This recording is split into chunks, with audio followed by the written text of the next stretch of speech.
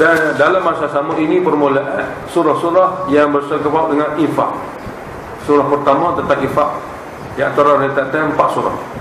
Yusabbihu lillahi ma fis samawati wa ma fil ardh. Segala tasbih pada surah-surah ini nak menggambarkan kepada kita maksud segala ajaran infak atau jihad untuk menyucikan Allah, iaitu untuk menanamkan dalam akidah hamba tauhid Allah Taala. Jadi yusabbihu lillahi ma fis samawati wa ma fil ardh. Allah Taala yang sentiasa disucikan oleh makhluk di lapisan langit dan makhluk di lapisan bumi. Allah Ta'ala ayat Al-Maliki, maha berkuasa, memiliki segala-gala makhluknya. Al-Qudus, maha suci. Al-Azizi, maha perkasa. Al-Hakim, maha bijaksana. Kemudian Allah Ta'ala beritahu tugas kenabian yang merupakan tugas ulama. Ini tugas kenabian. Apabila Nabi wafat, maka pewaris dia itu ulama. Huwallazi ba'atha fil ummiyina rasulah. Dialah Allah Ta'ala yang telah pilih Nabi Muhammad SAW sebagai rasul fil ummiyin, untuk golongan buta huruf. Buta huruf berbanding dengan Yahudi Nasara. Masyhur orang Mekah ni orang buta huruf. Nah. Tapi Allah pilih di kalangan mereka daripada golongan buta huruf ni rasul. Minhum daripada mereka Arab asalnya buta huruf. Minhum ni daripada Arab asalnya buta huruf. Tugas Nabi itu yatlu alaihim ayati, untuk membaca kepada mereka ayat-ayat Allah. Tujuannya nak ajak mereka beriman kepada Allah. Baca ayat Allah tujuan nak ajak hamba Allah. Dia baca tilawah dengan mana baca untuk ajak dia balik. Wa yuzakkihim, dan Nabi itu untuk tazkiyah mereka, didik dan tarbiyah mereka supaya hati mereka bersih daripada segala perkara-perkara yang mencemarkan, bersih daripada syirik dan akidah-akidah yang tak baik. Tazkiyah sini tathhir anisyirki, daripada syirik kata Jalalain, dan perkara-perkara yang ada hubungan dengan hati. Wa yu'allimumul kitab wal hikmah, dan Nabi ini akan ajar kepada mereka kitab dan hikmah dan sunnah. Kitab ni segala usul-usul akidah, dan hikmah ni segala cara-cara beramal. Wa in kanu min qablu la fi dhalalin mubin, sekalipun dahulu orang Mekah ini betul-betul sesat yang jelas nyata kerana tidak ada kitab dan tidak ada rasul. Dan juga Allah Ta'ala telah bangkitkan, telah pilih rasul itu bukan saja untuk ummiyin, dan juga untuk akharina minhum, golongan lain daripada mereka. Golongan lain daripada mereka ni selain pada orang Mekah lah, penduduk sekitar, Ummul Qura wa man nahula. Mula-mula untuk ummiyin, mana Ummul Qura. Patut orang lain ni sekeliling orang Arab, kita semua masuk ambil. Wa akharina minhum, jadi Allah Ta'ala pilih Nabi akhir zaman ni untuk ummiyin dan untuk orang lain pada ummiyin. Lamma yalhaqu bihim, ia masih lagi belum datang untuk menyokong bersama-sama mereka. Ia masih lagi belum datang. Wa huwal azizul hakim, dan Allah Ta'ala maha perkasa lagi maha bijaksana. Zalika, umumnya syariat Nabi akhir zaman untuk orang Arab dan untuk orang Jami, fadlullah, kurnia Allah Ta'ala, yu'tihi man yasha', ya Allah akan bagi kepada siapa yang dia kehendaki. Wallahu dzul fadlil azim, dan Allah Ta'ala lah yang punya kurnia sangat besar. Cuma apabila ilmu wahyu tidak disempurnakan, ilmu wahyu ni tidak disempurnakan, kata-kata manusia dia faham, belajar dia tak boleh amal. Manusia dia faham, tapi bukan mana belajar tak boleh amal ni termasuk habis, tak belajar langsung maksudnya.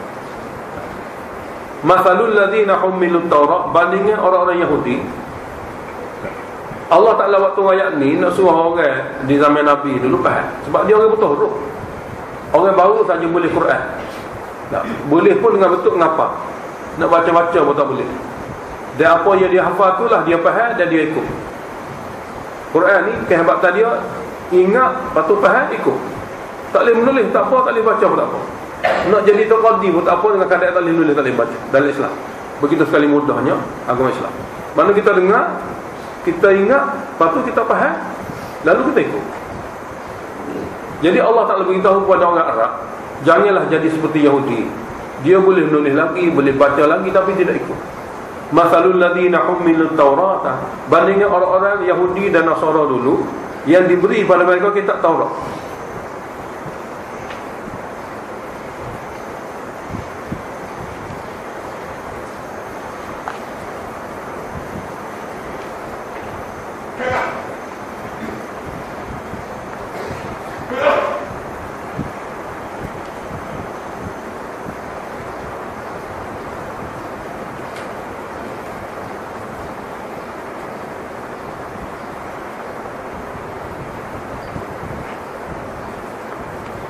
yang diberi kepada mereka kitab Taurat.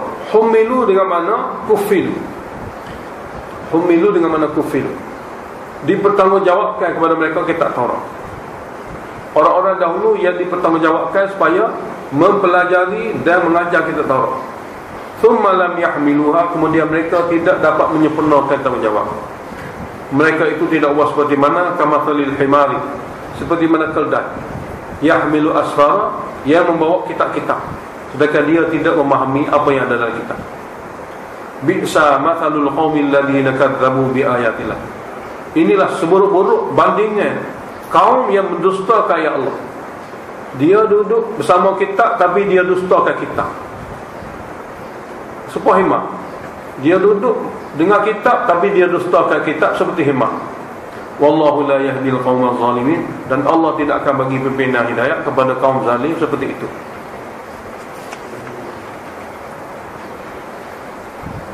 Kemudian Allah Ta'ala beritahu kepada golongan ahli kitab lagi, Qul ya ayyuhalladzina hadu, katakanlah pada golongan Yahudi, wahai golongan yang memahami kitab Taurat, in za'amtum annakum awliya'u lillah, sekiranya sangkaan kamu bahawa kamu saja kekasih Allah, min dunin nas, tidak orang lain. Yahudi dia diberi kitab Taurat tapi dia tidak mengikut kitab Taurat, tapi dia perasa dia merupakan kasih Allah, orang lain tidak. Beritahu kepada golongan Yahudi itu, jika sekiranya kamu menyangka bahawa kamu sahaja kekasih Allah, tidak orang ramai, mana tidak orang lain, min dunin nas, tidak orang lain. Orang lain bukan Yahudi ni, banyak mana amalan dia buat pun dia bukan kekasih Allah. Yahudi ni banyak mana dia kufur pun dia tetap kekasih Allah. Maka jika sekiranya kamu mengatakan kamu kasih Allah, maka orang yang rapat dengan Allah akan ingin berjumpa dengan Allah.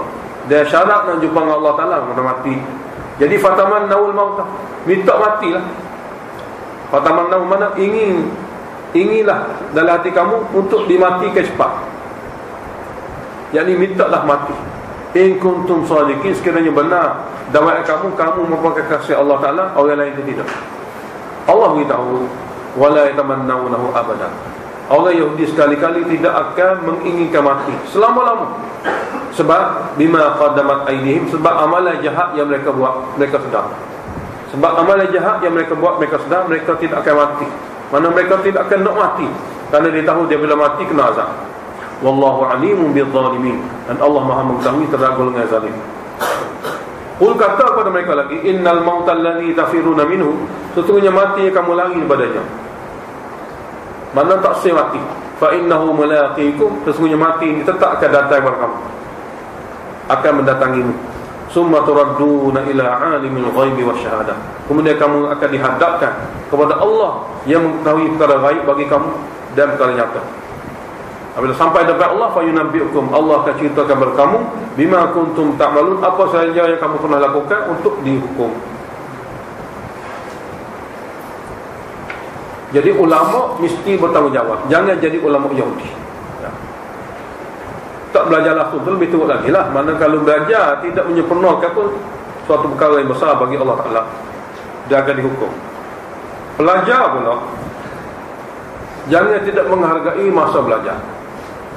Pelajar pula jangan tidak menghargai masa belajar. Sebab sebagaimana cara dia belajar, maka lagu itulah cara dia mengajar. Kalau dia tidak hargai masa dia belajar, ilmu tadi tidak akan digunakan untuk dia mengajar. Ginilah cara Tuhan ajar pada kita semua. Jadi masa mengaji itu betul-betul kena mengaji lah. Ini asal ceritanya Nabi SAW dulu kalau khutbah dia baca seperti gaya khutbah Jumaat. Nah, semaya dulu Jumaat, lepas tu baca khutbah.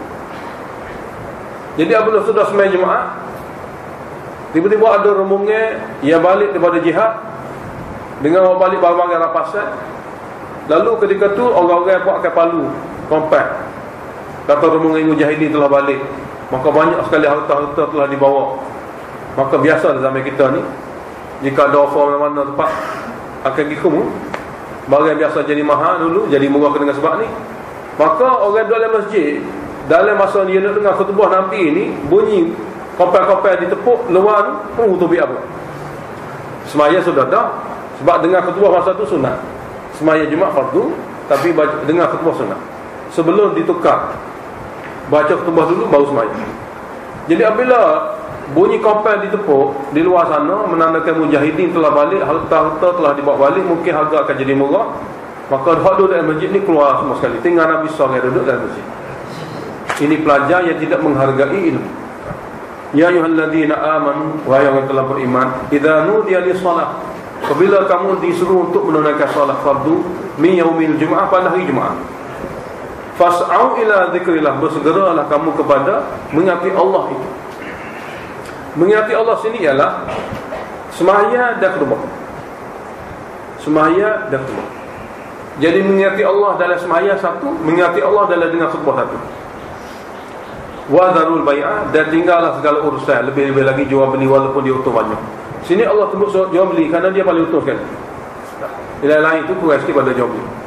Walaupun dia untung banyak pun kena tinggal. Wa dzarul bai'ah, dan tinggallah jual. Balik dengan beli ni, jual lebih untung. Sebab beli ni kerana nak jual, kita panggil jual beli. Beli tak nak untung, jual tu baru untung. Jadi jual beli masa jual tu untung. Mana wa dzarul bai', jual lah, tinggallah penjualan. Zalikum khairul lakum, datang kepada sembahyang Jumaat dan tinggal penjualan, lebih baik bagi kamu. In kuntum ta'lamun, sekiranya kamu mengetahui nilai dan kelebihan yang dijanjikan oleh Allah.